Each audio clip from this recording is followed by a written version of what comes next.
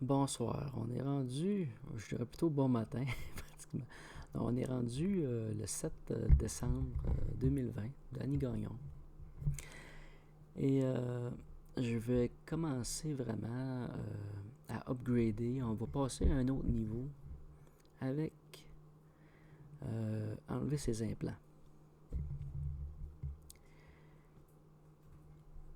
En actualité, au départ, je vais commencer par parler de structure de soins au niveau matériel, mais au niveau de l'astral un peu, là, au niveau éthérique. Euh, Premièrement,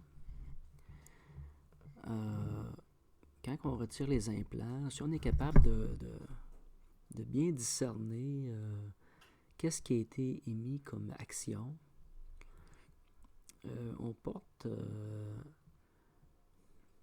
à soigner, mettons, la blessure ou à patcher le trou. L'idée, c'est de se faire une espèce de cataplasme de lumière ou une densité lumineuse pour venir corriger la brèche qui a pu être créée. C'est sûr qu'il y a des brèches qui sont physiques dans le monde physique. On a un petit peu certaines informations sur les tatouages qui laissent peut-être des... qui viennent altérer un peu notre protection. Et il y a aussi celles qui sont invisibles, qui servent un peu à faire passer le programme, d'aller soit à l'organe même ou à passer par des lieux stratégiques du corps, dont les yeux. Les yeux, moi, c'est souvent mon œil gauche. Puis d'ailleurs, j'ai été opéré pour la cataracte de mon œil, je dis gauche, mais c'est droite, là. Alors, mon œil droit, ça a été un lieu de passe. Et par la base de la colonne vertébrale au niveau du coccyx ou dans cette partie-là, dans le haut des épaules, dans le derrière de l'épaule, certains endroits qui sont plus faciles, possibles que d'autres. Là. Tout dépendamment où ce qu'on veut atteindre, qu'est-ce qu'on veut atteindre au niveau du corps éthérique. Mais je vous dirais que une grande partie de ces blessures-là, si on peut dire, est provoquée par nous-mêmes. Par notre alimentation et par notre conscience aussi. Parce qu'il faut penser que quand on pense à quelque chose, qui est-ce qui pense? Qui est-ce qui t'envoie l'idée? Qui est-ce qui t'envoie l'information? D'où vient cette information? Est-ce qu'elle vient de toi ou ça te vient comment? Comment vient cette information-là? Quand je parle d'information, je vais parler de peur, de crainte, de douleur, d'angoisse. Alors, des sentiments, je vous dirais que la peur est un malaise émotionnel et aussi comme un manque d'intelligence. Quand tu discernes, tu as du discernement, tu es capable de dire, ok, bon, non, c'est pas de même, c'est de même, ça se passe. Puis l'autre affaire, là, c'est à ni queue ni tête, tu repousses ça. Ça te prend un certain discernement, une certaine intelligence à repousser une idée fausse ou une fausse peur, parce que c'est une incompréhension. La peur est un manque de connaissance. Puis on est mal à l'aise avec ce qui se passe, en grande partie. C'est sûr que dans le physique, il va arriver des choses qui vont nous faire peur, nous faire sursauter. Et il y a aussi notre état de conscience, si on est bien dans notre peau. Il y en a des gens qui ne sursautent pas du tout, mais il y en a d'autres qui vont se taper jusqu'au plafond. Dans cette ligne de pensée, je parle de faire une espèce de cataplasme, de forme de structure lumineuse autour de nous pour nous protéger, garder notre énergie. Il y a une action au niveau physique, alimentaire, qui est extrêmement bénéfique. C'est l'argile. L'argile dans notre alimentation. Et l'argile utilisée à l'extérieur de notre corps. C'est la même chose aussi pour les algues. Ces deux éléments qui sont l'élément de base, mais on va dire l'argile, est vraiment quasiment comme un reset de nos fréquences et réinitialise notre on pourrait quasiment dire nos cellules. Ça détoxifie, ça nettoie, ça purifie le système. Moi, je l'ai essayé, je l'utilise régulièrement. Quand je dis régulièrement, c'est après certains repas ou une journée ou deux, je commence à soit faire plus d'acidité ou faire avoir des sels qui sont moyennes. Alors, ça va toujours avec ce qu'on mange, bien entendu. Mais je vais prendre de l'argile avec de l'eau. Puis, soit un petit peu avant le repas ou un petit peu après. Si on le prend trop avant, c'est irritant. Et si on en prend trop aussi, c'est les reins qui vont en pâtir un peu. Parce que si tu te détoxifies, c'est comme si ça amènerait un apport minéral supplémentaire, mais tu libères des toxines aussi indirectement. En tout cas, je ne suis pas un spécialiste là, du détail exactement, là, mais l'argile. Et l'algue, c'est pour venir reconstruire ou... moi, je l'utilise pour le végétal, pour mes plantes, mes arbres dehors. Je vais utiliser les algues, le jardin. Et tout ce qui est végétal, c'est une belle ramification, une belle structure de la plante, autant au niveau du feuillage que des racines. Toute la structure de la plante en bénéficie en totalité. Et le corps, c'est comme régénérescent. C'est vraiment extraordinaire, l'algue, les algues. Une autre chose qui vient dans les soins, qui est une façon de se soigner au quotidien, c'est la méthode Tipeee de Luc Nicon, que j'ai découvert récemment. Et c'est extraordinairement facile. Et c'est la façon de s'entretenir à partir du moment que tu t'es débarrassé de tes petits démons ou tes choses qui venaient vraiment te paralyser. Là. Ensuite de ça, au quotidien, c'est presque suffisant. C'est vraiment facile. Je vous conseille d'aller voir Luc Nicon. Puis toutes les entrevues qu'il a faites, c'est un homme super zen, intelligent, qui semble être une grande simplicité aussi. C'était vraiment une belle découverte pour moi. OK. Maintenant, je vous ai dit qu'on va monter d'un niveau avec retirer ces implants. Puis juste avant, je vous réfère à Denis Jutras. Denis Jutras du Québec. Là, il va parler de son expérience vécue et de sa perception qu'il a eue. Je vous conseille d'aller voir la première partie qu'il a faite et la partie 8 et la partie 9. Parce qu'on voit l'évolution de Denis de la 1 à la 8. C'est comme vraiment un étage qui a monté. Il a monté d'une coche. On observe vraiment comme s'il prendrait de la hauteur, puis il prendrait du recul, puis il observe avec plus de distance, avec vraiment une plus belle compréhension, ses perceptions, ce qu'il a vécu, puis il va faire un dessin, des schémas, puis il explique très bien ce que l'on parle aujourd'hui. Ce que l'on parle, de ce que j'ai passé de ce que j'ai parlé dans mes vidéos précédentes. Mais là, on va passer au-dessus. Dans une de ses dernières vidéos, il va parler de deux sphères, de la sphère noire et de la sphère blanche, qui vont créer une harmonie et qui vont créer un équilibre. Moi, je vous ai parlé dans l'hyperconscience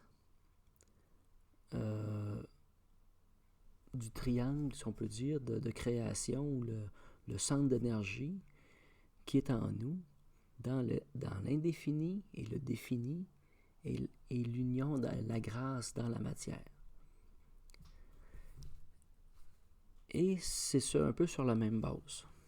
C'est juste ma vision, sa vision. Je trouve que sa vision avec les sphères, j'ai eu longtemps cette perception-là similaire. Et j'ai juste eu une autre vision supplémentaire pour vous emmener ça avec la dernière version, l'hyperconscience. Alors, donc, Denis Jutras. Et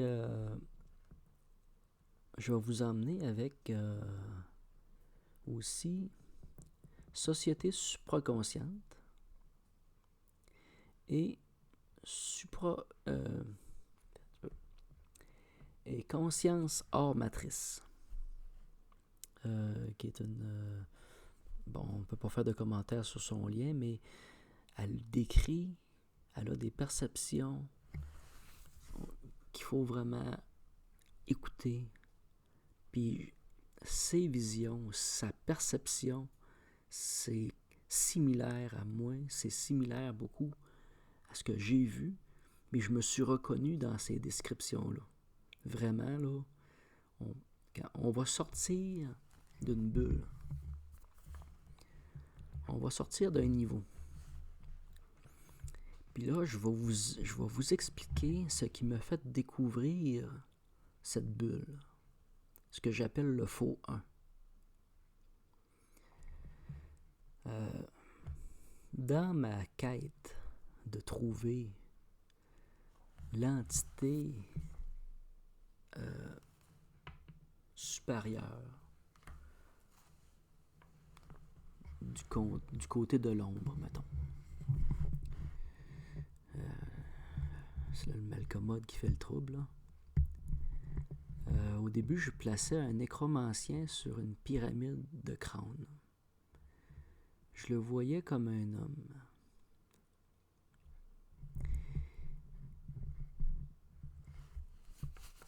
Mais j'ai vu plus tard une autre possibilité, c'était celle d'une femme, parce que pour oppresser la femme. Qu'est-ce qui a fait que les femmes ont été si oppressées pendant des milliers d'années? C'est pas récent, là. Il y a eu des sociétés matriarcales qui ont bien fonctionné, mais quand même, il y a eu des sociétés patriarcales depuis longtemps que les femmes ont été vraiment... c'est grave. C'est très ordinaire, là. Alors,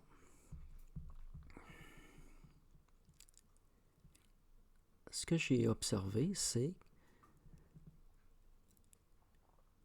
Je l'observe chez certains mammifères.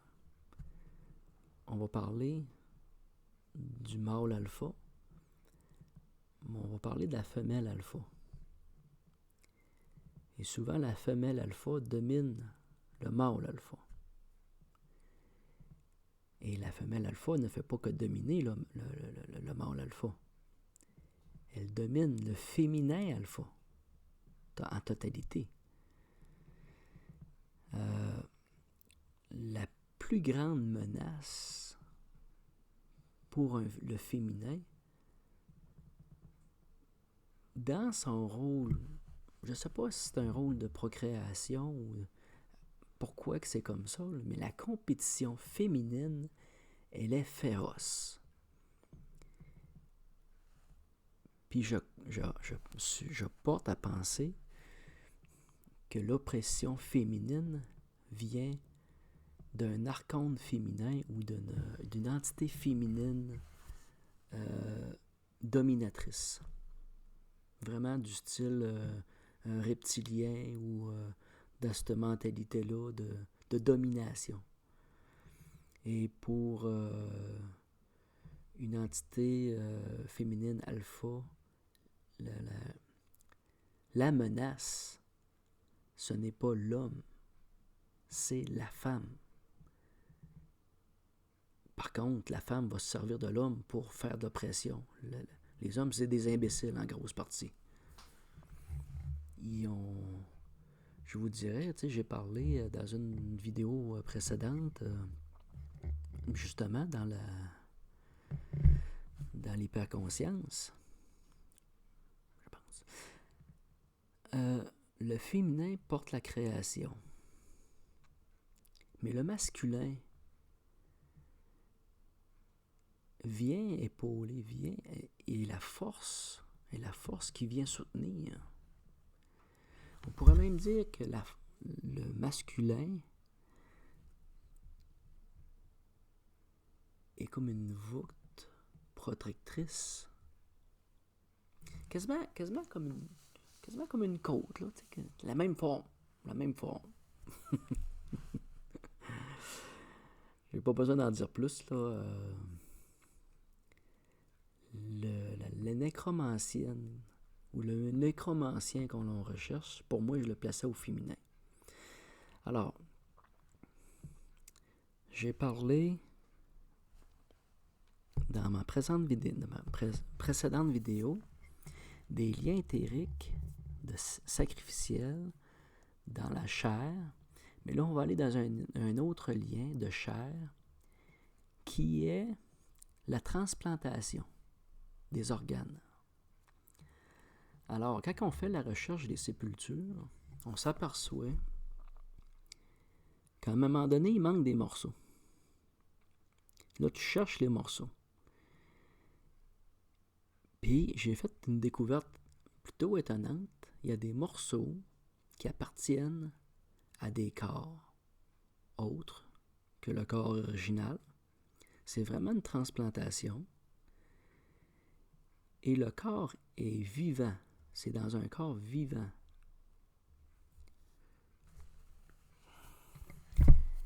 L'entité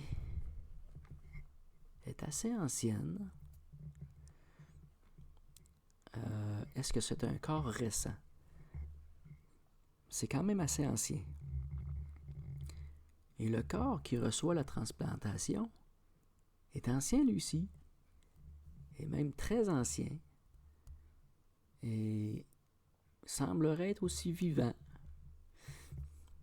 Il y a des porteurs de transplantation d'organes qui sont des êtres éthériques qui n'ont pas, par contre, de corps physique.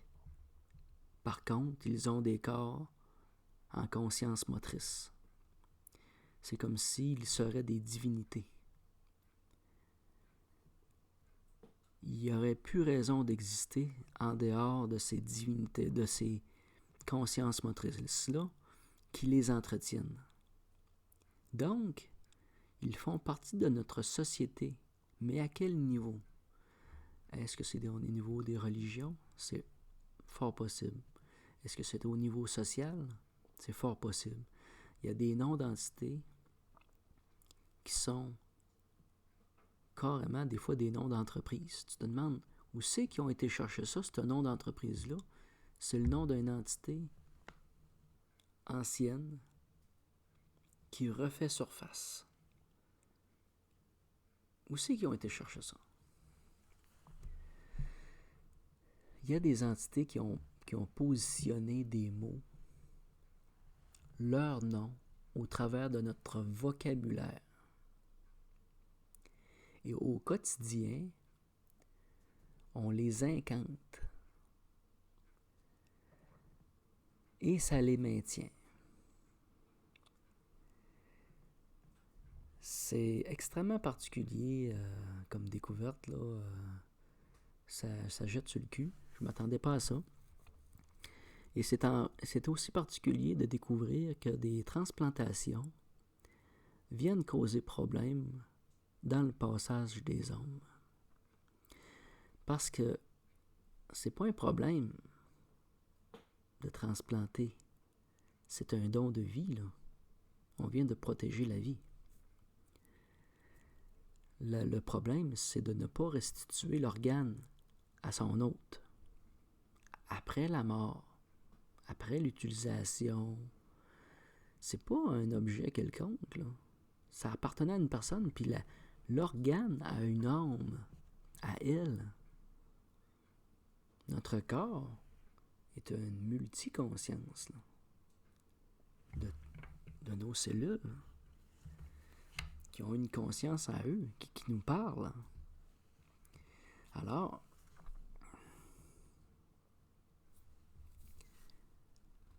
les transplantations actuelles sont problématiques.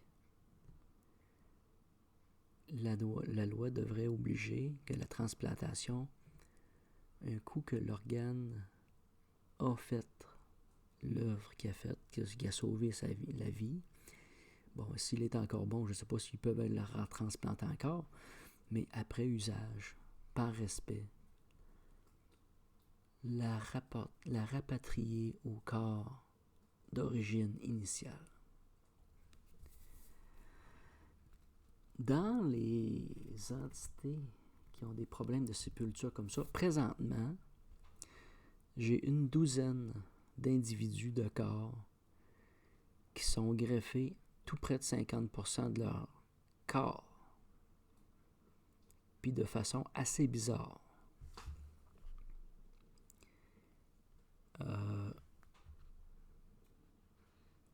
Ça sera pas long. Attendez un petit peu, pause. OK. Alors, j'ai identifié une douzaine de corps présentement. Puis, je suis assez avancé dans l'identification de ces corps-là, dans les greffes. Et il y a des greffes qui sont vraiment pointues, là. Vraiment pointues, là. On pense qu'aujourd'hui, on est des spécialistes, mais il a existé d'autres spécialistes dans d'autres temps. Ces 12-là, à un moment donné, je me suis dit, il y a un chirurgien, à un moment donné, quelque part, qui a fait la job. Parce qu'il y avait des liens éthériques différents que je ne trouvais pas. Et ces corps-là ont eu des chirurgiens. Il y a des chirurgiens qui sont passés pour le faire. Alors, j'ai observé 3 chirurgiens insectoïdes. Parce que dans ce qu'on voit, là, on est dans d'autres temps, mais avec d'autres êtres aussi.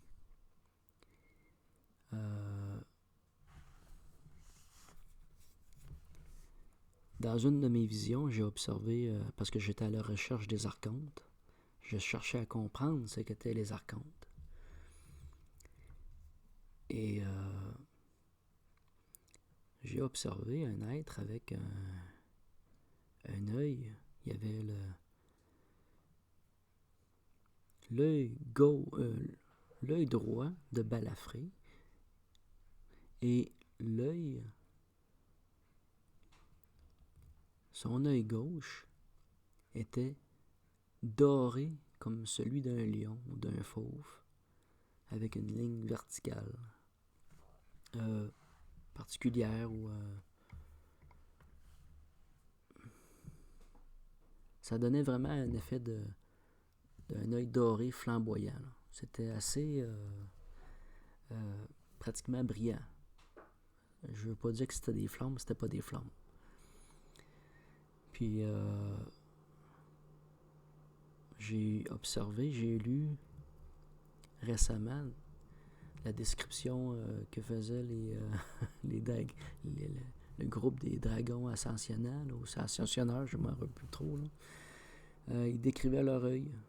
Puis ils ont fait la description de l'œil que j'ai vu. Et j'ai revenu en arrière dans mes recherches, dans mes êtres. Et effectivement, j'ai observé qu'il y a eu des yeux de dragon, de transplantés, dans certains êtres. Il y a toutes sortes de greffes bizarroïdes. Ces êtres-là, si tu les verrais en personne, t'aurais peut-être peur. Là.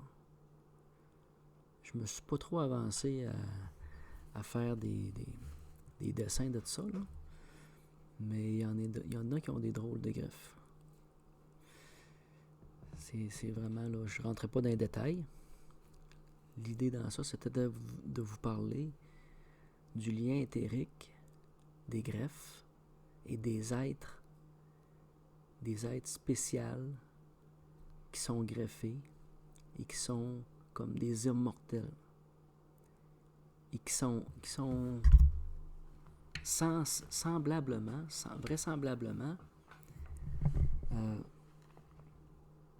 faisant partie de notre société.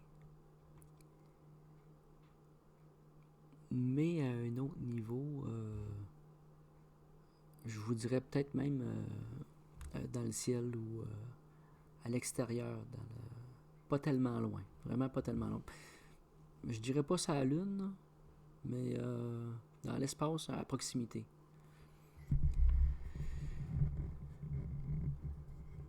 Puis c'est un peu ce que j'ai eu comme information. Mais ce que j'ai observé de façon supplémentaire dans ma recherche d'une entité plus au plus haut niveau, mettons, j'ai observé une entité qui avait les qualités de la méduse, qui avait la capacité de relier tous les corps, et de les parasiter pour en prendre un certain contrôle. C'est une méduse géante qui semblerait porter le symbole, pour moi c'était le symbole du Tao, mais ce que je voulais dire par là, c'est que c'est comme la source de la dualité et non de l'équilibre des énergies. Parce qu'on a le Tao, mais qui représente l'équilibre, le noir et le blanc, qui représente l'équilibre. Mais cette entité-là, comme si elle déterminerait la dualité,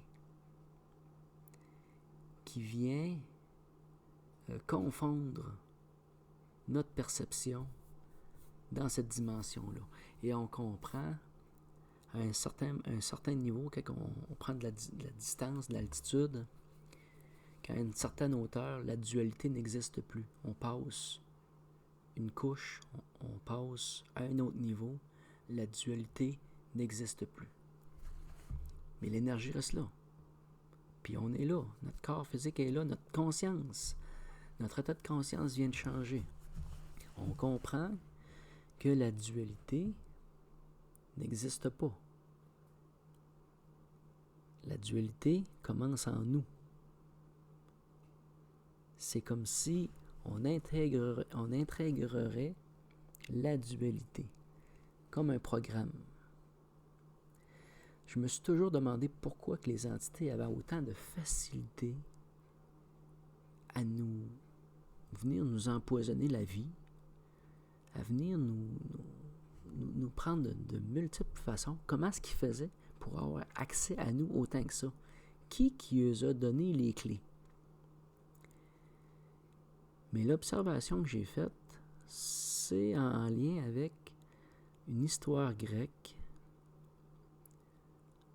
par rapport à Zeus et son père, je pense que c'est Cronos, là, je ne me rappelle pas exactement, qui avait avalé ses fils ou ses enfants et qu'il était venu délivrer. Mais la conscience actuelle que moi j'avais, la perception était que quand on parle d'entité, là, c'est comme si on parlerait de programme. De programme parce qu'on est en quelque sorte un programme qui se construit. Notre être personnel de notre vie au quotidien se présente comme un programme évolutif qui se détermine à chaque instant de notre vie. Et c'est la même chose pour toutes les matrices ou tous les plans qui nous entourent. C'est un dessin vivant. Les zoroastres sont dans cette compréhension-là d'un cheminement constant vers la perfection. Qu'il n'y a pas de fin. C'est toujours une perpétuelle amélioration. On va toujours vers le meilleur et non vers le pire. Et dans l'histoire de Zeus, qui libère sa famille, si on peut dire, c'est que l'entité les a avalés. Mais je vois la Méduse comme une entité qui a intégré. C'est comme si toutes les énergies, toutes les âmes, toutes les énergies terrestres, je vous dirais même peut-être du système solaire, a été intégré dans un système juste plus vaste, qui a une super capacité, puis sur plusieurs plans. Ce que j'appelle le faux 1. Il y a le 1 dualiste, il y a le 1 hors de la dualité.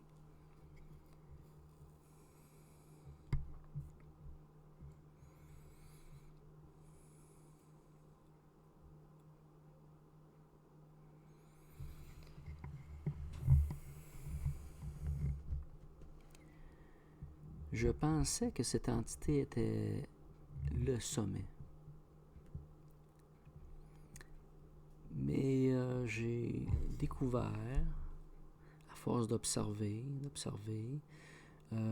que l'entité, cette entité-là, est arrivée comme un moment charnière dans l'évolution des consciences, comme si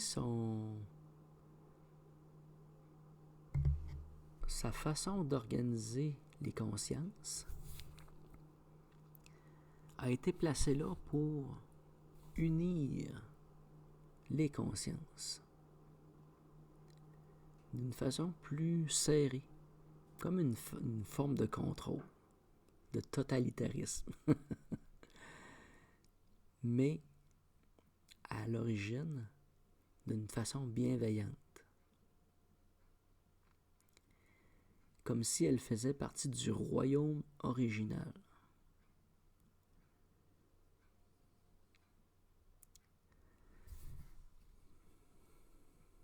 Il est dit à certains moments que les créateurs ou les êtres de l'Atlante, les créateurs de l'Atlante, ont été parasités ou contaminés à leur insu, et qu'il s'en est suivi un chaos et une destruction dans des guerres de multiples formes. Ça a été comme un moment charnière d'une invasion des consciences. Et il y a une histoire que j'ai vue récemment qui d'après moi, vient dans cet état d'esprit. C'est l'entité Cthulhu, d'un écrivain du début 1910, Lovecraft, qui parle d'une entité extrêmement sombre. C'est quasiment l'équivalent de la somme des peurs. Comme si cette entité-là aurait compris ou savait très bien où ça s'en allait, trouver, atteindre le sommet et de le contaminer par sa tête. C'est comme si l'entité méduse qui connecte toutes les entités a été parasitée et est venue polluer toutes les consciences. Puis, comme si tout le monde serait devenu fou, là. Et on est comme dans la suite de ça, d'une pollution mentale non contrôlée, qu'on a de la difficulté à se détacher, parce que c'est pas impossible de le faire. C'est comme si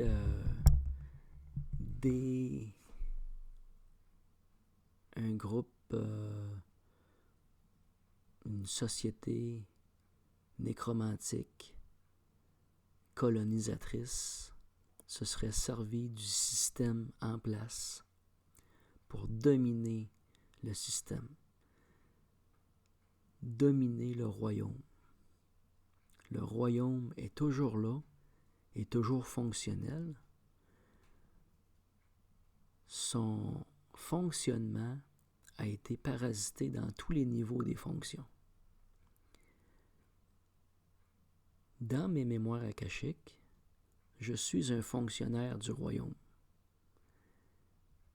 Et dans mes fonctions, je suis le gardien des sceaux. Dans ce parasitage, je suis le gardien des sceaux.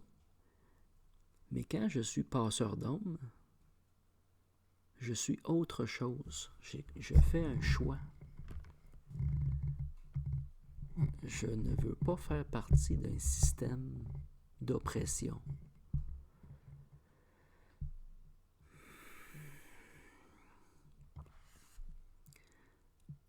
Pour moi, le modèle d'oppression est la pyramide standard qu'on voit avec la pointe vers le haut. Et dans la société que l'on a aujourd'hui, les gens qui sont au sommet créent de l'oppression sur tout le monde qui est en bas. Et comme je disais tantôt, le nécromancien au sommet est monté sur une montagne de crânes, une pyramide de crânes. C'est comme lui était immortel, puis nous autres, on est tous des mortels, puis il était au-dessus de ça. Puis, comment je peux dire ça,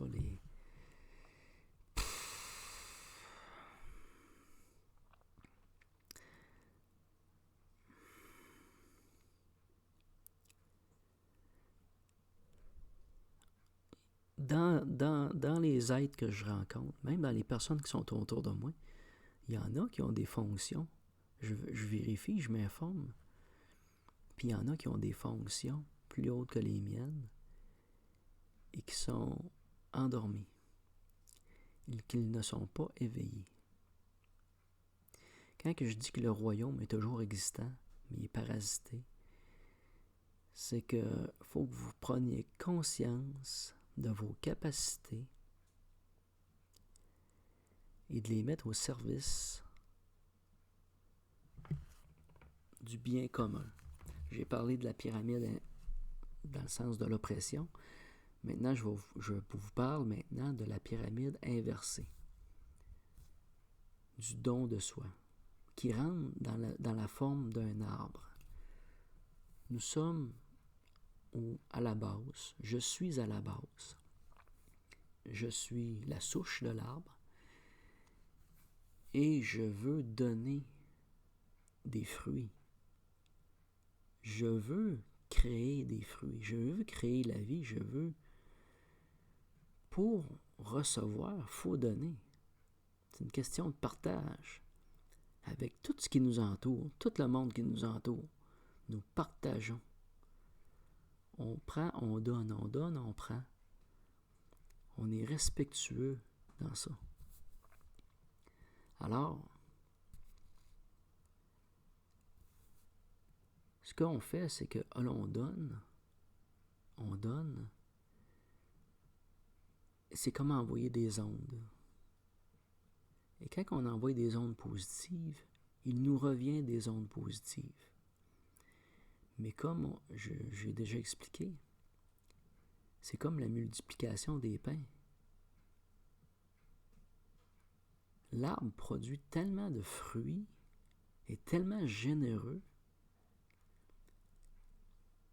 que tu débordes d'amour. Tu donnes de l'amour et tu en reçois tellement en retour. C'est comme inconditionnel, c'est comme normal parce que la gravité ou l'effet de résonance, de fréquence, te revient tout à toi. Tandis que quand tu envoies de l'oppression continuellement, il ne faut pas que tu t'attendes à recevoir autre chose que de l'oppression. Un petit message pour les gens qui pourraient rentrer dans le totalitarisme, qui pourraient vouloir s'imposer. Si vous n'avez pas de bonnes intentions, croyez-en certains, croyez-le, que ça va vous revenir contre vous. Parce que dans une idée de totalitarisme, quand c'est pour le bien, je donne comme exemple Star Trek, que sur la planète Terre, à ce moment-là, c'est un système totalitariste, mais dans le bien, qui fonctionne. C'est comme un rêve commun, un rêve planétaire.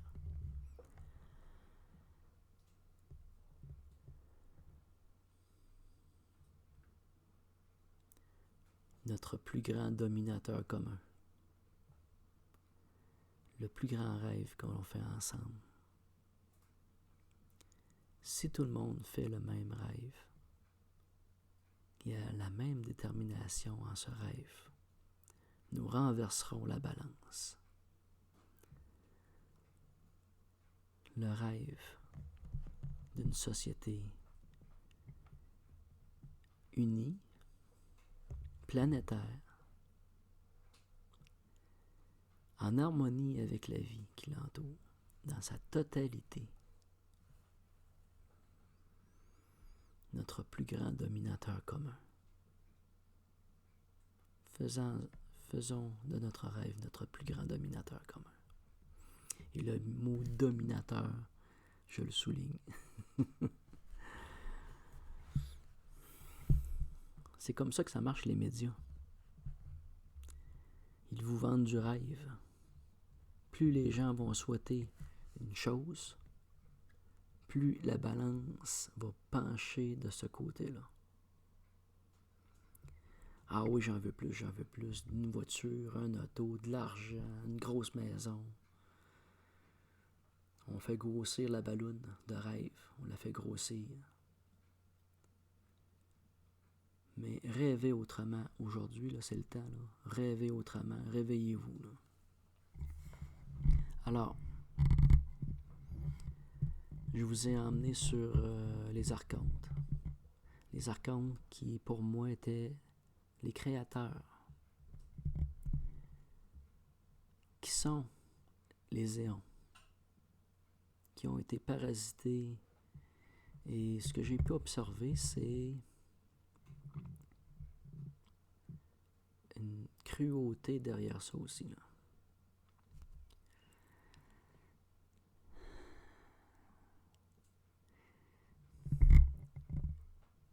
Ces êtres-là ont été transformés dans la torture. Ce qui était des créateurs de vie sont presque devenus des créateurs de souffrance. Oui, ils ont créé, mais ils ont été parasités pour créer autre chose. Ce sont mes observations sur le faux 1, le faux ensemble archontique, ce plan-là.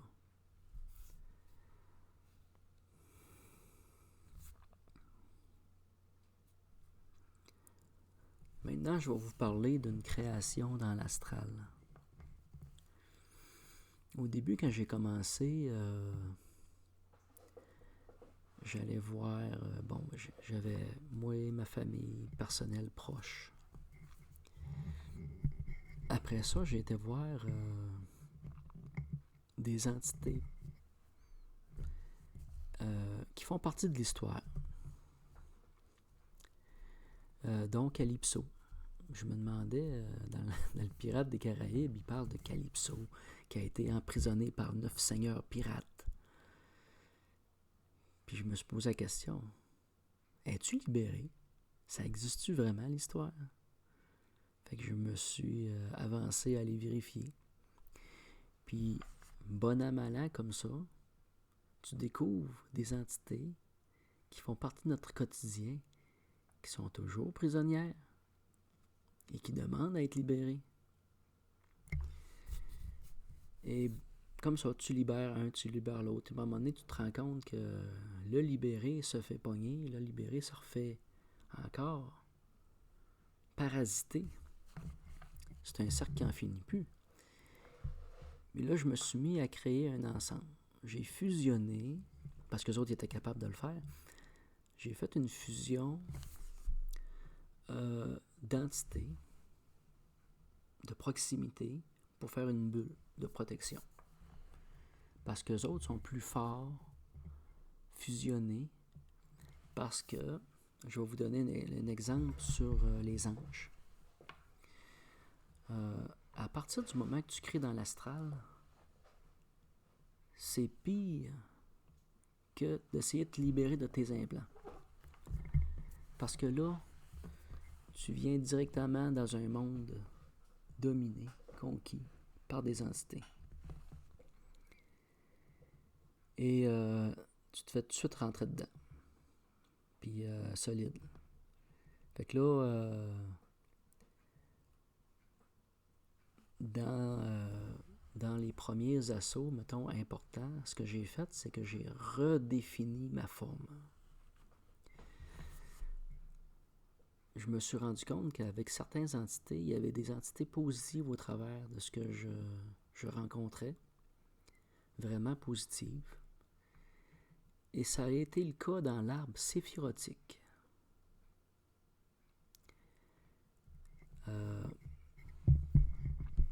Je voulais voir l'arbre séphirotique. Je voulais aller vers les anges.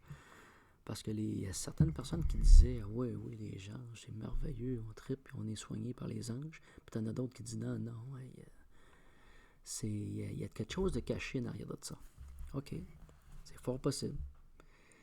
Puis pour moi, pour ce que j'ai observé, ça a été pour moi la réalité.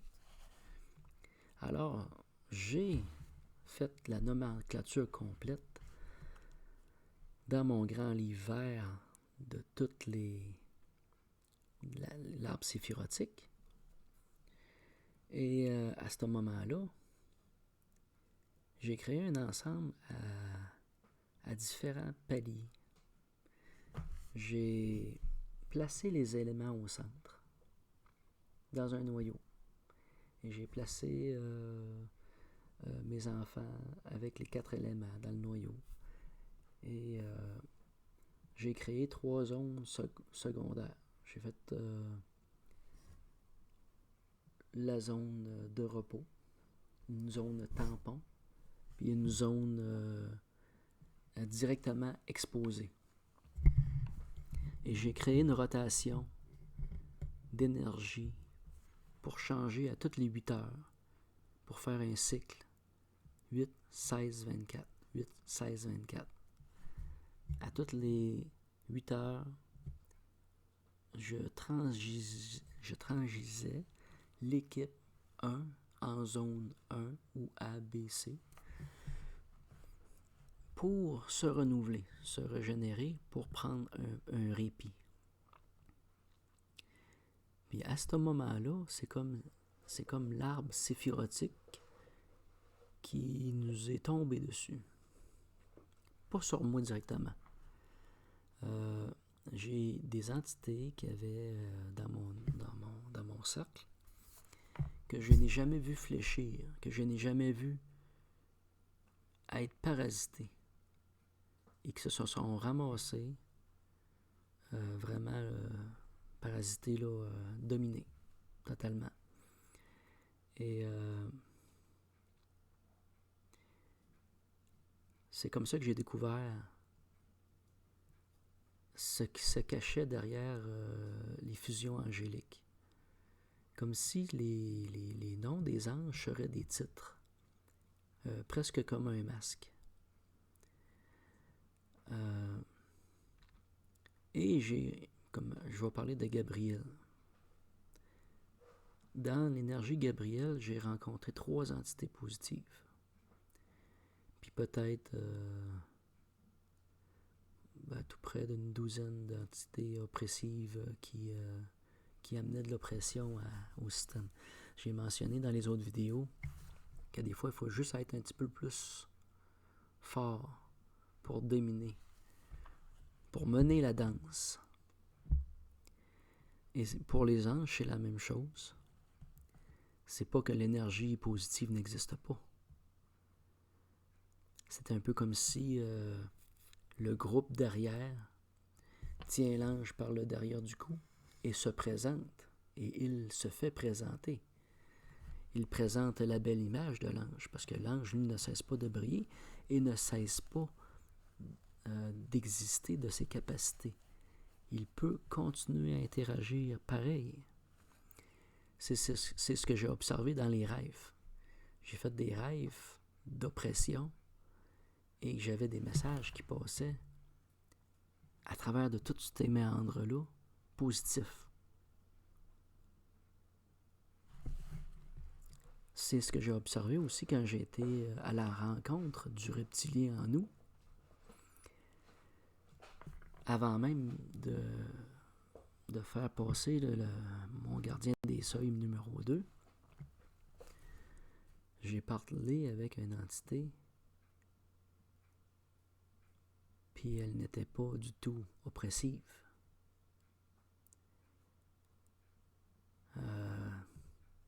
C'est quasiment comme si tu parles à un grand chum, là.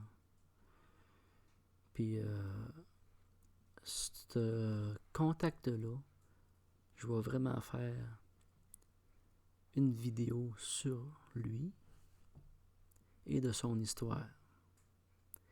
Parce que lui-même, à sa délivrance, a été repris qu'à quelques reprises. Il m'a donné du fil à retordre.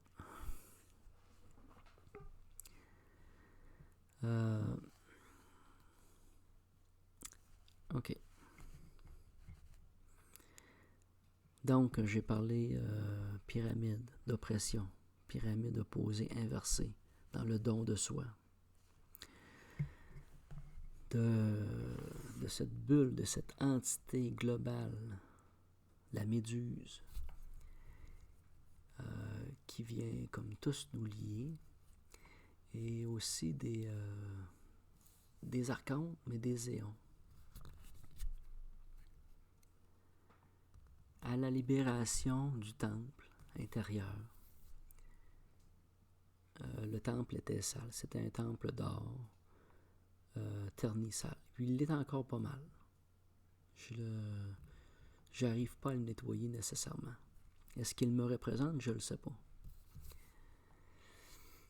Mais j'ai découvert qu'il y en avait d'autres. Il y avait 12 autres temples comme ça. Puis on formait un ensemble.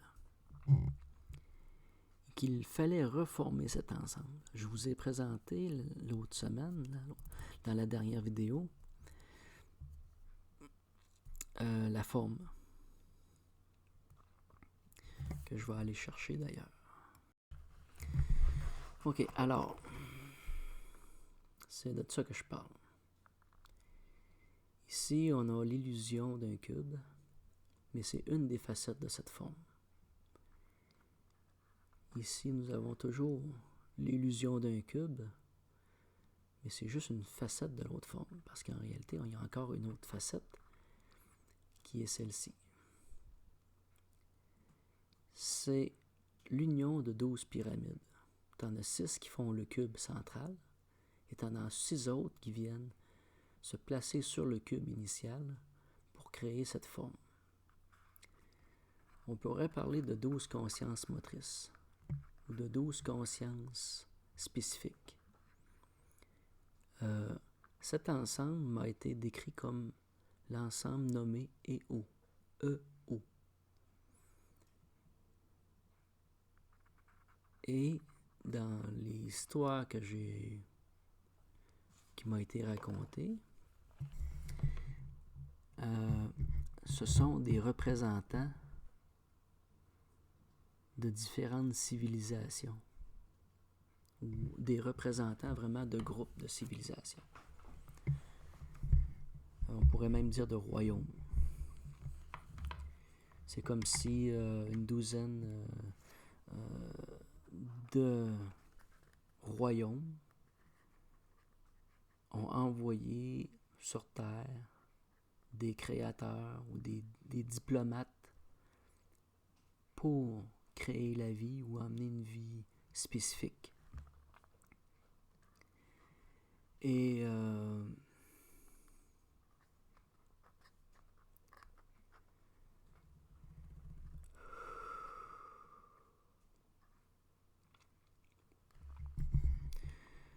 donc, ils ont différentes capacités. Puis c'est vraiment de différents royaumes. Je vais vous dire, il y a des Anunnaki, des reptiliens, des Pléiadiens, ceux d'Orion, il y en a plusieurs. Et c'est vraiment, on dit que les éons sont des périodes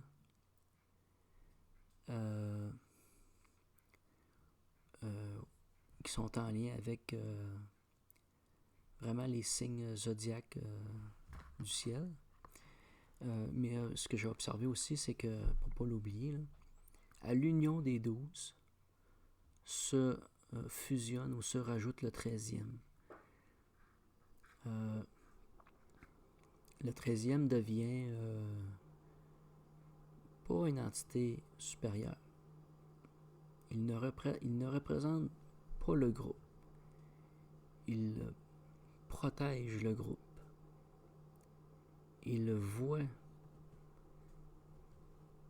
à une synergie de l'ensemble. Un petit peu, pas comme un chef d'orchestre, mais ça dynamise l'ensemble. Il vient vraiment dynamiser. Puis ça, je l'ai appris plus sur le tard.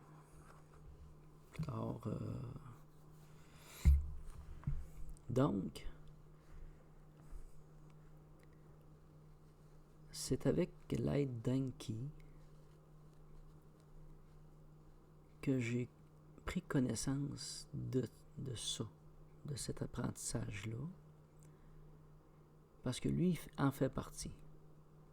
Et c'était comme soit le premier réveillé, ou celui qui n'a pas été dominé en totalité. Il y a eu comme une résistance ou un sauf-conduit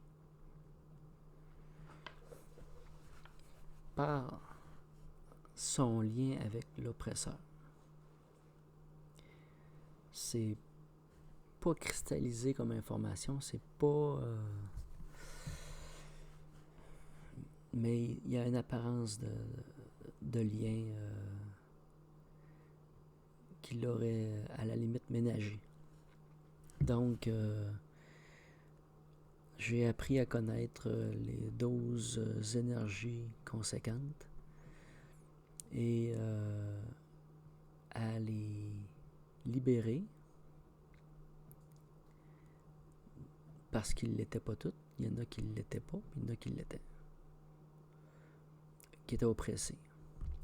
Il y a certaines entités dans ces 12-là que ils arrivent à se libérer par eux autres même. Des fois, c'est juste une question de temps. Des fois, tu vérifies, lui, il est oppressé.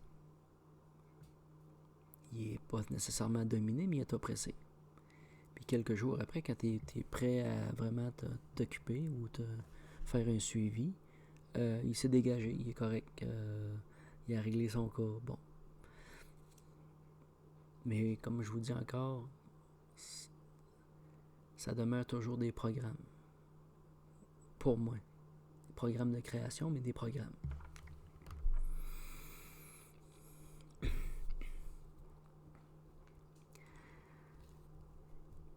Ça devient à un moment donné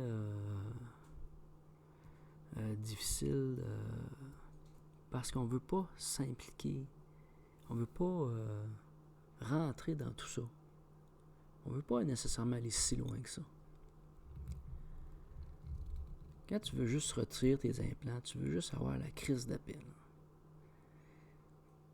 Puis de sortir, l'idée c'est de sortir de la dualité, de cette zone-là, de cet astral corrompu-là.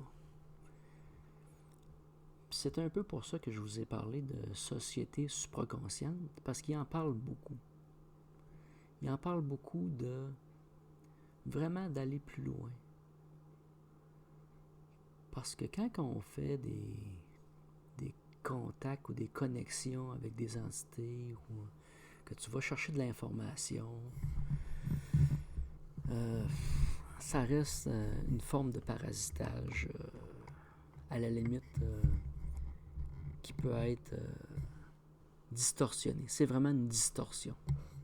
Une distorsion de l'information initiale.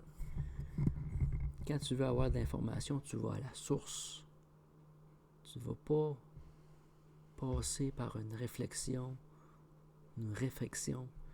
autre, par un autre individu qui a sa façon de placer ses pions, de faire les choses.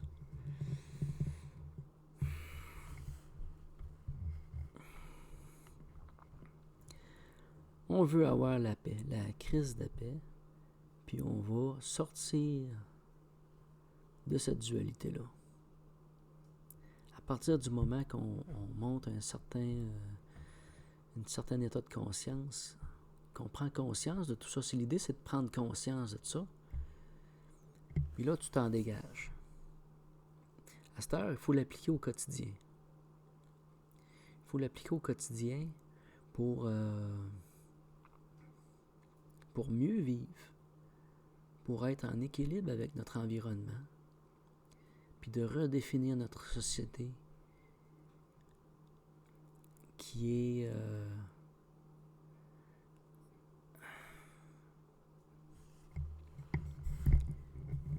pour moi un héritage nécromancien. Parce que l'idée, je voulais faire une vidéo là-dessus, mais c'est notre corps ne nous appartient pas. Nos enfants ne nous appartiennent pas. La possession est une illusion. Tout ce qui nous entoure n'est que prêté. Ça sert à rien d'accumuler de la richesse. C'est inutile, totalement inutile. Puis cette façon d'accumuler et d'oppresser ça, puis se gonfler aux dépens des autres en crossant, puis en arnaquant, puis en faisant du crossage, là, c'est minable. Puis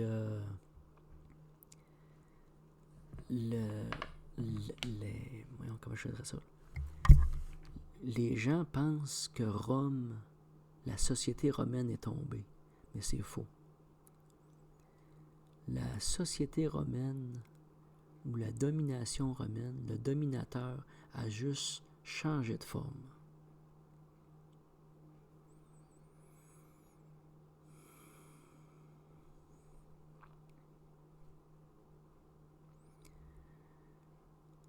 Avec Constantin, premier grand archonte, nommé, parce que les Les archontes, c'était des types qu'on voit au niveau grec, qu'on va apparaître ça au niveau grec, peut-être plus ancien aussi, mais c'était soit des hommes riches, des hommes puissants de la société, qui étaient quasiment dans les lois ou au-dessus des lois, là. Ils étaient vraiment placés haut. Et ils étaient dans un système de guidance. L'idée, c'était qu'il y ait des guides pour la société. Mais en réalité, si les esprits étaient mal tournés un peu, pouvaient devenir des oppresseurs à sa propre société. Et Constantin était grand archonte. Il n'était pas seulement archonte. Mais est-ce que c'est arrivé avec Constantin? Oui, pour moi, non. C'est arrivé avant ça. Et ce qu'on se rend compte avec certaines anciennes sociétés, c'est les rites et les coutumes anciennes qu'ils pratiquaient. Que ce soit de l'Égypte antique, avec les momifications, et peut-être même des sacrifices, que la momie ne partait pas seule, que les serviteurs et que tout son entourage du pharaon étaient appelés à mourir et pour qu'ils soient avec le pharaon dans l'autre monde. La propriété des âmes. La propriété des âmes. Il y a un moment donné que Rome faisait la guerre et dominait dans le monde. Ils annihilaient des sociétés. Ce qu'on appelait les terres brûlées. Ils détruisaient toutes. Ils effaçaient leur culture. Ils brûlaient tous les documents. Ils brûlaient tout ce qui était en trait avec cette société-là. Et ils imposaient leur culture. Ce que l'Église chrétienne a fait en Amérique largement. Une technique romaine de l'époque, mais la différence, c'est que l'Église utilisait d'autres armées que l'Église. L'Église porte l'amour, le masque de l'amour et de la paix et de la merveille. Le masque, le plus beau des masques, le plus beau des maquillages, l'amour, la dévotion, et utiliser la guerre, mais par d'autres, mais pas par eux. Non. Oui, on fait d'une certaine façon, à un moment donné, la guerre, je pense qu'il y avait à la limite presque une armée. Mais aujourd'hui, ce qui protège le pape ou le lieu papal, c'est les Suisses. Bon, avec l'armée suisse. Rome n'est pas tombé. Il n'a seulement changé que de visage. Et dans les sociétés anciennes, on se rend compte, dans les pratiques, qu'il y avait des rituels sacrificiels. Et large. Autant au niveau des Grecs, des Hébreux. Ça m'a un peu surpris. Je ne savais pas à quoi m'attendre. J'ai rencontré quelqu'un qui portait le nom d'un dragon. Et j'ai demandé, d'où c'est que ça vient ton nom? Ah, il dit, c'est ma mère qui a pris ça dans la Bible. Dans la Bible. OK, là, je vais voir dans la Bible. C'est dans la Bible hébraïque. Je ne nommerai pas le nom. Mais là, je commençais à voir un peu la Bible hébraïque, qui est un peu la Bible, si on peut dire, des Juifs, ou la base. Et je me rends compte des rituels sacrificiels, bon, le taureau, le mouton, ainsi de suite. Là. À partir du moment que tu verses le sang, que tu tues un animal, là, c'est de la nécromancie. C'est des liens éthériques.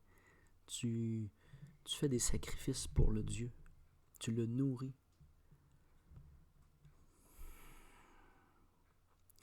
Et au moment de la crucifixion de Jésus, il s'est passé quelque chose d'étrange. Je vous ai dit qu'il y a des liens éthériques par la chair.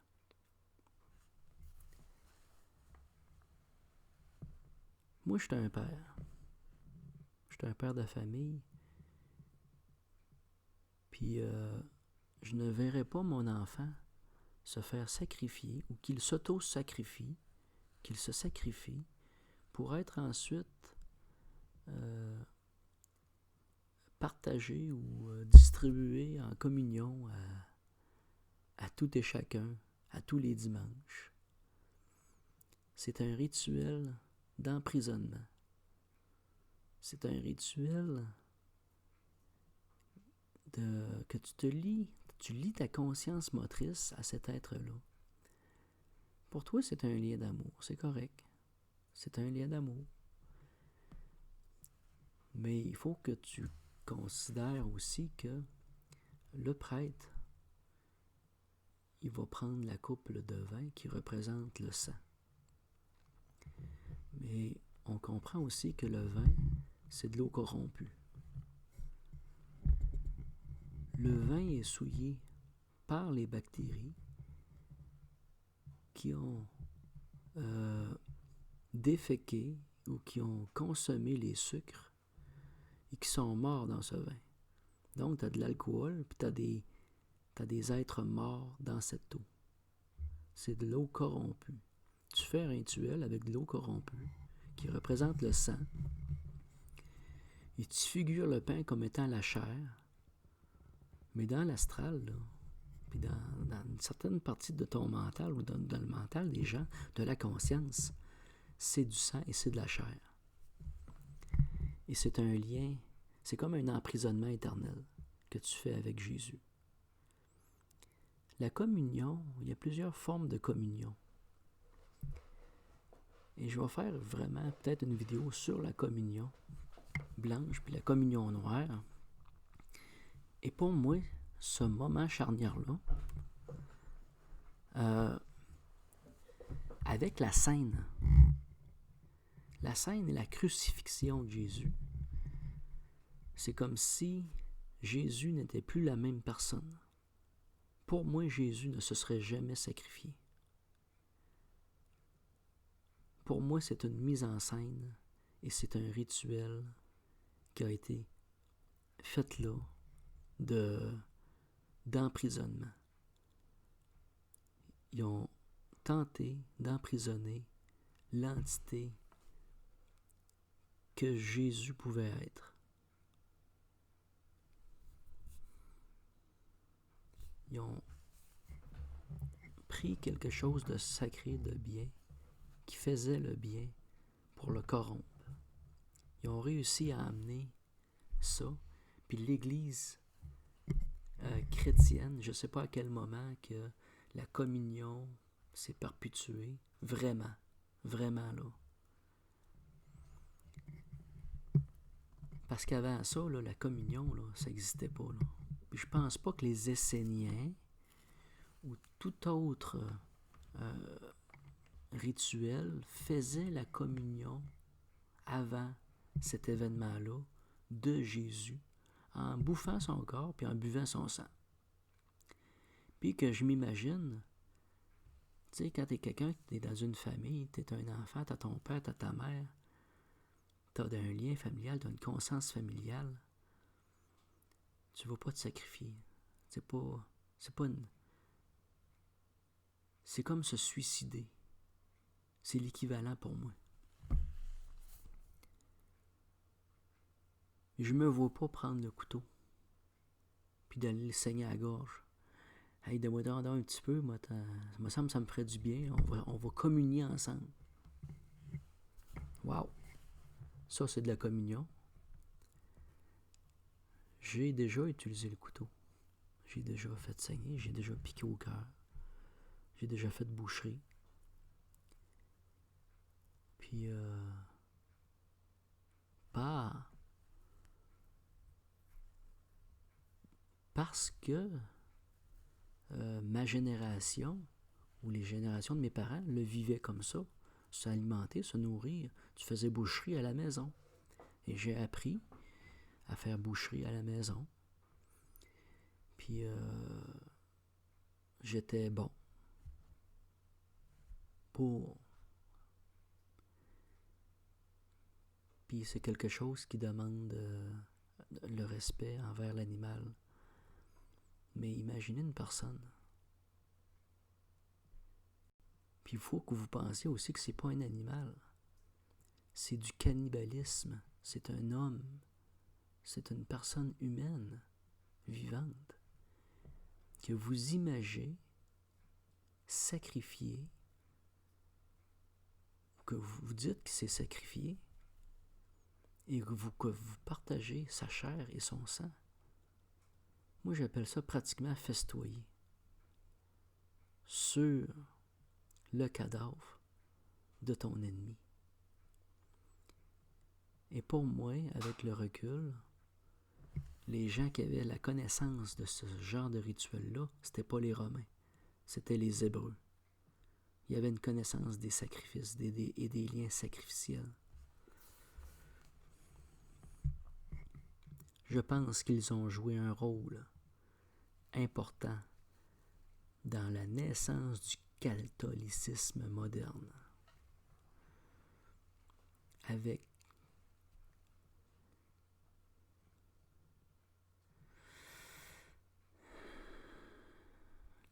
l'assistance de Rome. On dit que, je me rappelle plus du nom du Romain, là, qui s'en est lavé les mains et qui a laissé le peuple décider. Mais dans l'histoire, plus tard, ce qu'on voit, c'est que l'Église, ou ce qui était les chrétiens, des apôtres de Jésus, est devenue l'Église romaine.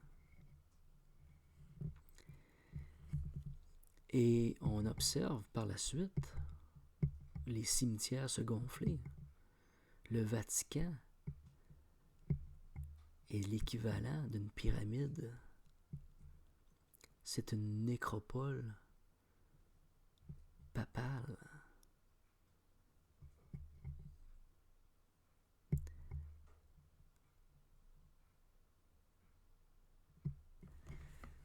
Les cimetières dans chacun des villages au Québec qui appartiennent à qui? À la fabrique? Au gouvernement? Est-ce que Rome a un droit sur cette terre? Fort possible. S'ils veulent nous protéger, ils ont sûrement un droit.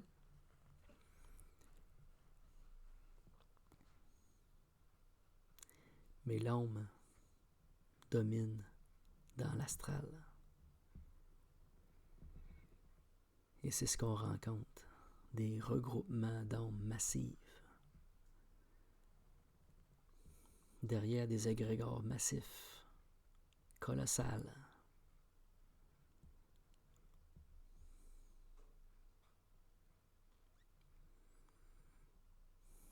C'est une dénonciation, c'est une observation, mais ça devient une dénonciation. C'est une prise de conscience que je viens de faire là, que je vous partage. Ben du monde de la société, puis je vous dis ça, puis ben du monde avait cette compréhension-là, ont cette compréhension-là de ce rituel-là, mais à quel point ça m'est pas venu tout de suite de même que Jésus était indirectement un prisonnier de l'astral. C'est venu plus tard. Parce que je le faisais, je libère des âmes, je libère des entités. Puis là, je vois qu'il y a des liens éthériques dans la chair. Dans le sang, pour l'instant, je suis indécis jusqu'où que ça peut aller, si ça reste. ou si ça se définit différemment. Mais dans la chair, c'est une certitude. Que de consommer de la chair, de sacrifier, amène un lien éthérique. Ça vous lie directement à l'égrégore chrétien ou l'égrégore, et il y a une entité qui la domine, autre que ce que l'on pense.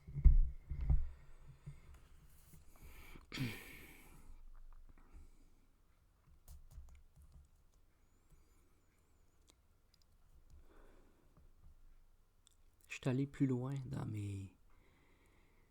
J'ai fait l'arbre séphirotique au complet. J'ai sorti toutes les énergies positives et j'ai fait un premier dégagement. J'ai dit à quelqu'un récemment, les anges existent, oui, mais il faut en prendre soin aussi. C'est des énergies positives-là. Là. Puis les enseignants en font une bonne description et de la compréhension de ce qu'est l'énergie de l'ange avec Guillaume Kézak. Ils font une excellente description de ce qu'est une énergie positive et d'une énergie négative. Et comment est-ce qu'on doit les aborder?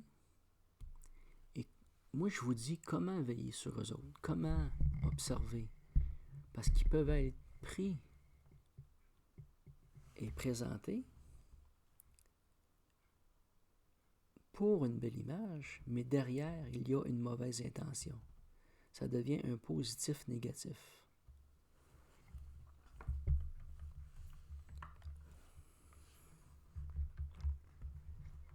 Actuellement, avec le COVID, c'est quelque chose de récurrent, de présenter des belles choses.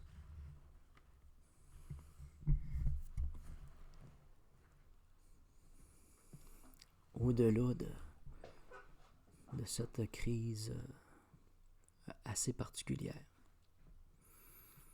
Alors,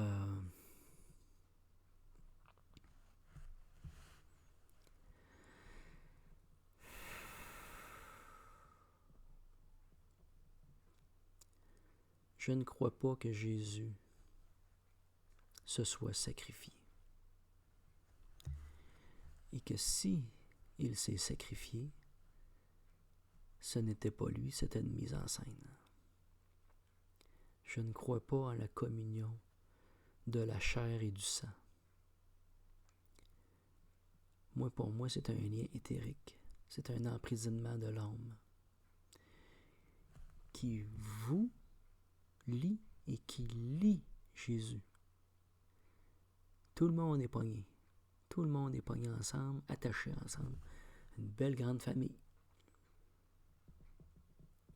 Donc, vous êtes dans un package, dans un groupe d'âmes. C'est une forme de totalitarisme, la domination de la religion. Je parle pour ma religion, qui était la religion catholique, pour ce que j'en sais. Pour les autres religions, c'est à vous de voir. Il y a différentes facettes, il y a différentes visions. Dans les religions, la façade est toujours l'amour. La façade est belle et le message est beau. Et il y a des beaux résultats. Il y a de très beaux résultats des groupes religieux du monde dans la fraternité, dans l'amour collectif. Mais il y a un côté plus obscur qui est caché. Et la communion, pour moi, en fait partie. La religion catholique, en dehors de la communion, ça a bien de l'allure. À part l'oppression qu'ils ont faite envers toutes les sociétés du monde, puis qui ont commandité des guerres. Je me pose la question, est-ce qu'ils ont-ils été accusés pour crimes contre l'humanité? l'Église chrétienne romaine existe depuis des centaines d'années et existe encore. Même si elle change de chef, l'Église peut être accusée de crimes contre l'humanité. Je disais dans l'autre vidéo que tous les sarcophages, toutes les momies d'Égypte devraient retourner à la terre d'Égypte. Mais le Vatican, toutes les richesses du monde qui y sont cachées, oui, qui sont présentées, appartient à la société. Ils sont assis sur une possession. Ils sont dans la compréhension de possession. Ils sont dans une compréhension de domination. Ce qu'il y a au Vatican devrait être un patrimoine mondial, accessible à tous, point à la ligne. Comme tout ce qu'il y a là dans tous les musées. C'est super qu'il y ait des musées et qu'il y ait plein de choses exposées. Pour le bien de tous. Et pour le bien de tous, il y a beaucoup de choses dans des collections privées et au Vatican qui est le patrimoine mondial. Le Vatican n'a aucune autorité sur ses biens. La vie, la totalité de la vie, le vrai un, a autorité sur tout ce qui est dans la grâce, dans le défini de cette terre.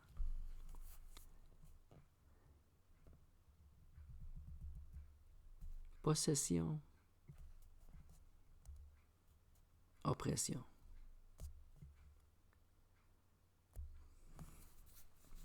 OK.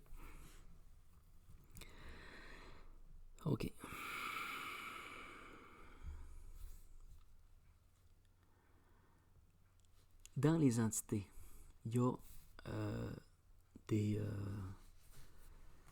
facultés. J'ai parlé de la fusion, le droit de fusion. Il y a le droit de commandement. Il y a le droit temporel. Il y a le droit sur la matière. Il y a le droit de justice. Il y a le droit de création, de procréation. Il y a le droit de lumière. Ça, c'est un peu particulier parce que je m'attendais que tout le monde soit né sur le même pied. Mais c'est une découverte que j'ai faite. C'est comme s'il y a des gens qui seraient obstrués, qui seraient bloqués, qui n'auraient pas accès à l'information, comme s'ils naîtraient sans âme. C'est assez bizarre. Moi, c'est une chose à laquelle je ne croyais pas. Pour moi, tout le monde a une âme. Puis certains autres disent que c'est juste un certain groupe d'individus qui ont une âme. Je vois pas pourquoi, là. On vit tous sur la même planète, puis on est tous semblables à mon sens. Mais ce que j'ai observé, c'est qu'il y a des personnes qui n'ont pas le droit ou n'ont pas le don de lumière. Et ça, quand tu libères une entité, c'est la première chose que tu demandes. Quand elle est réceptive et qu'elle coopère, tu vérifies si elle a le don de lumière. Si elle ne coopère pas et que tu es en devoir, d'une certaine façon, de lui retirer son droit de fusion, son droit de contrôle universel, parce que c'est un droit aussi, le contrôle universel, si tu en viens à lui retirer ses droits, tu vérifies s'il a le don de lumière. S'il a le don de lumière, tu lui laisses. S'il ne le lui pas, tu le demandes. Tu lui demandes que lui soit accordé le don de lumière.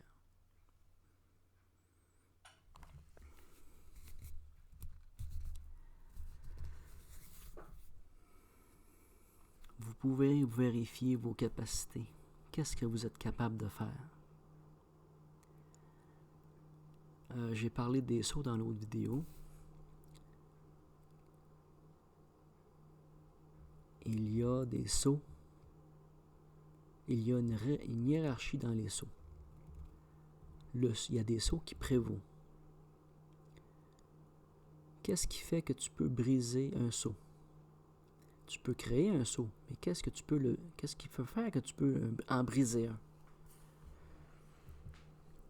Il y a une autorité au saut. C'est pas n'importe qui va briser un saut. De faire une diffusion, c'est une chose.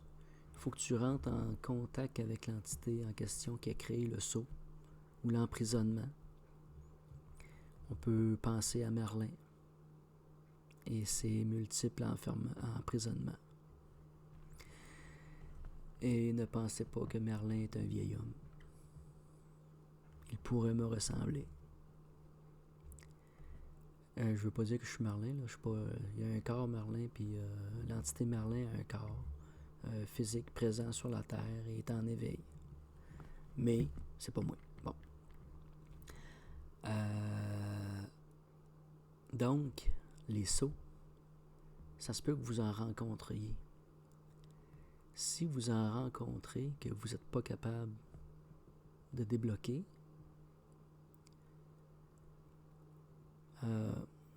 je vous dirais à la limite de penser à moi ou de m'en parler. Si vous avez un blocage, parlez-moi-en. Je suis là pas seulement pour donner des informations, mais je peux interagir à distance. Je n'ai jamais rencontré d'obstacle à ce jour. Je n'ai pas connu ma limite encore. J'en ai rencontré et je vous ai expliqué de quelle façon j'y ai procédé.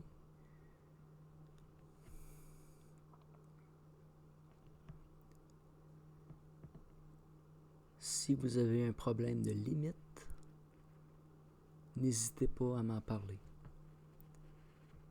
Si vous êtes assez éveillé ou conscient comme médium de rentrer en contact avec mon être éthérique, je suis ouvert. Un médium, pour être dans des facultés, il faut être ouvert. À partir du moment que tu te fermes, t'es plus rien. Tu veux juste vivre ta vie simplement, point.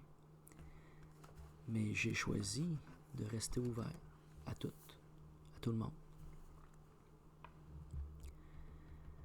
Une chose qui s'est produite quand j'ai créé un ensemble, à un certain moment donné, je me suis trouvé à être surpassé. Je n'avais pratiquement que des entités positives. Il y avait quelques entités négatives, positives ou positifs, négatifs qui faisaient partie de mon ensemble. Et à un moment donné, je me suis trouvé comme débordé de tout cet ensemble-là. Il a fallu que je revienne à ma famille, à moi, directement. Et j'ai modifié la structure de l'ensemble à un événement spécifique. Je ne sais pas si je l'ai abordé, je pense que oui, mais là on l'approfondit, là on y va.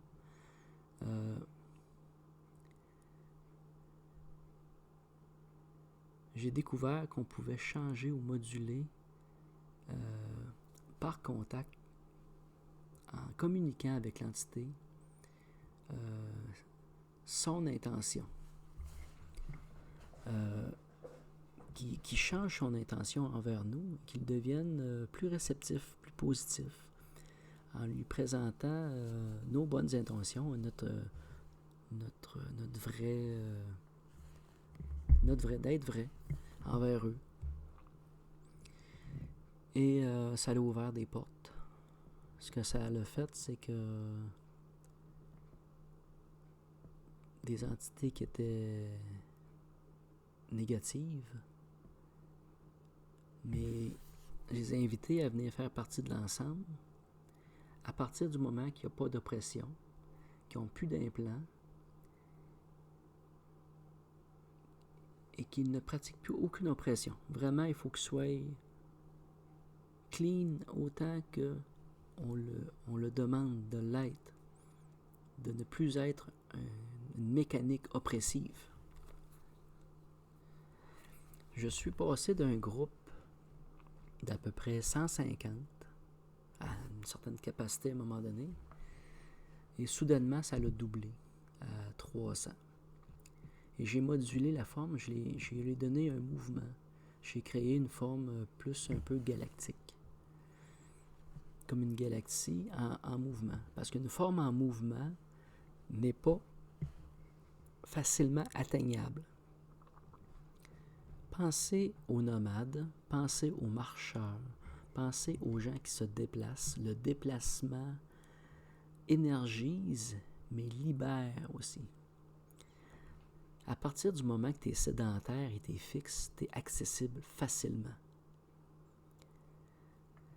Pensez à tous les gitans qui ont été contraints de trouver ou d'avoir à prendre un lieu fixe. Le nomadisme est un bienfait de la société ou du monde. Par le mouvement, par le déplacement. Donc, l'ensemble que j'ai créé est devenu une petite galaxie. Et il s'est passé un autre événement particulier. C'est, je vais souvent voir tout ce que Guillaume Kézak présente, les Esséniens. Puis j'ai eu comme des contacts avec des entités, puis ça a comme plus qu'à redoubler mon nez. Puis ça a été la même affaire qu'avec l'Alliance Galactique. Ça a comme, il y a comme eu un... Puis même des âmes que tu fais passer peuvent revenir et revenir créer et participer du moment qu'ils n'ont pas d'implant, ils ne pratiquent pas l'oppression envers les êtres vivants de toute nature et dans tout objet de la Terre. La porte est ouverte et je la rouvre et je la ferme à l'occasion. Et ma première chose que je vais faire, c'est de l'ouvrir pour laisser partir ceux qui veulent partir. Je fais donc par tous mes êtres, par tous mes temps, par tous mes lieux, par toutes mes dimensions et par toutes mes formes, tous ceux qui veulent se défusionner de mon être, ou pas de mon être, de l'ensemble, que je ne nomme pas. Dans ma tête, je l'ai. Se présente devant moi et je diffusionne de cet ensemble toute entité qui veulent le faire.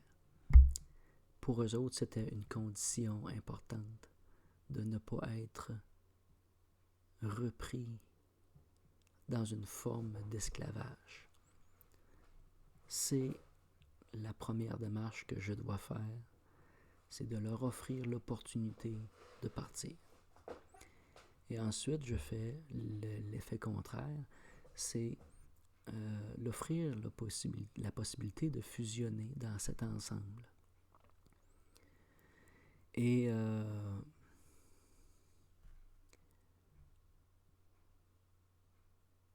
j'ai peut-être passé un certain cap. Je suis rendu à un ensemble de 330 000. J'avais aucune idée. Ça l'a soudainement augmenté récemment quand que j'avais dans l'idée, dans le plan de percer la méduse. Pour moi, la méduse était une entité néfaste et je m'en allais la percer pour nous délivrer. Mais je me suis rendu compte que c'était comme percer un rêve, percer une illusion. Ça n'avait pas de sens. J'ai pris du recul. Et récemment, là, présentement, on l'observe. Et je vais faire une vidéo sur ça. J'en ai parlé légèrement tantôt.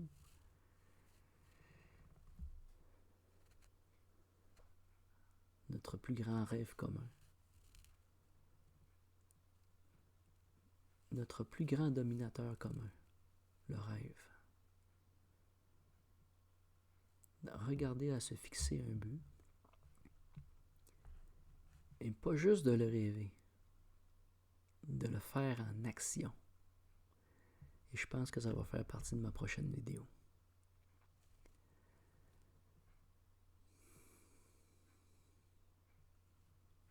Nous allons changer la balance. Merci.